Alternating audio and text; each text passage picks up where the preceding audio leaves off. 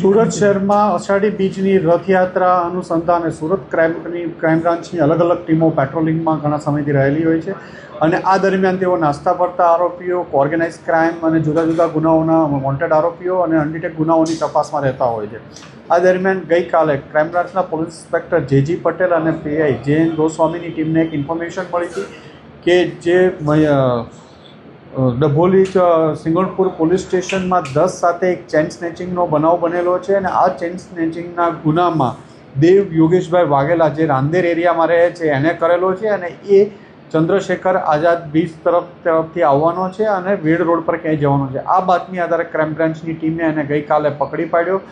દેવને પકડ્યા બાદ એની પાસેથી એક એફઝેડ યામાહા મોટરસાઇકલ કબજે કરવામાં આવ્યું છે અને એ આ ગુનાના કામે એની પાસેથી અલગ અલગ પૂછપરછ કરતાં એણે 7 જેટલા ચેઇન સ્નેચિંગના ગુનાઓ કબૂલ કર્યા છે, જેમાં 10 સાથે સિંગણપુર ડભોલીમાં, એ ઉપરાંત પાલમાં 30-5 સવારમાં મોર્નિંગ વોક કરતા લોકોને ટાર્ગેટ કરી અને ચેઇન સ્નેચિંગ કરે છે.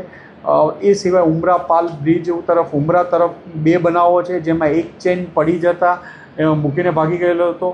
એ સિવાય અડાજણમાં પાલ એરિયામાં અલગ અલગ જગ્યાએ ચેઇન સ્નેચિંગના 7 જેટલા ગુનાઓની કબૂલાત કરેલી છે. એની પાસેથી 4.5 લાખ જેટલાનો મુદ્દામાલ કબજે કરવામાં આવ્યો છે. એની પાસેથી એફઝેડ મોટરસાઇકલ જે 1.5 લાખનું મળી કુલ 5.5 લાખથી વધુની કિંમતનો મુદ્દામાલ કબજે કરવામાં આવ્યો છે. દેવ 19 વર્ષનો છે. એણે ભણવાનું છોડીને ઘણા સમયથી આ છેલ્લા 6-1 માસથી આ ચોરીને લતે ચેઇન સ્નેચિંગની લત ઉપર ચડી ગયેલો હતો અને દેવ વિરુદ્ધ અગાઉ પણ 135 મુજબનો ગુનો પણ દાખલ થયેલો છે. હાલમાં એને પકડીને એની વધુ પૂછપરછ ચાલી રહી છે કે એને કોઈ ગંભીર ગુનાઓમાં કે બીજા કોઈ સવાલોમાં સંડોવાયેલો છે કે કેમ. એને ભણવામાં રસ નહોતો. 12ની એક્ઝામ પહેલાં જ એને ભણવાનું છોડી દીધેલું હતું અને ઘણા સમયથી ઇઝી પૈસા અને બાઇક ઉપર ફરવાના શોખના કારણે ચેઇન સ્નેચિંગ કરવા લાગ્યો હતો. 2 ચેન એની પાસેથી જ અમને મળી આવી છે, 2 ગુનાના મુદ્દામાલ.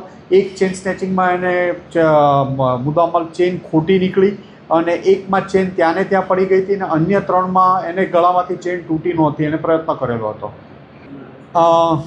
કપડાં સારા પહેરવાના છે, પછી એને બાઇક લીધેલું છે અને હજી આ ચેઇન સ્નેચિંગ વેચી અને પછી એનાથી એને પૈસા મળવાના હતા.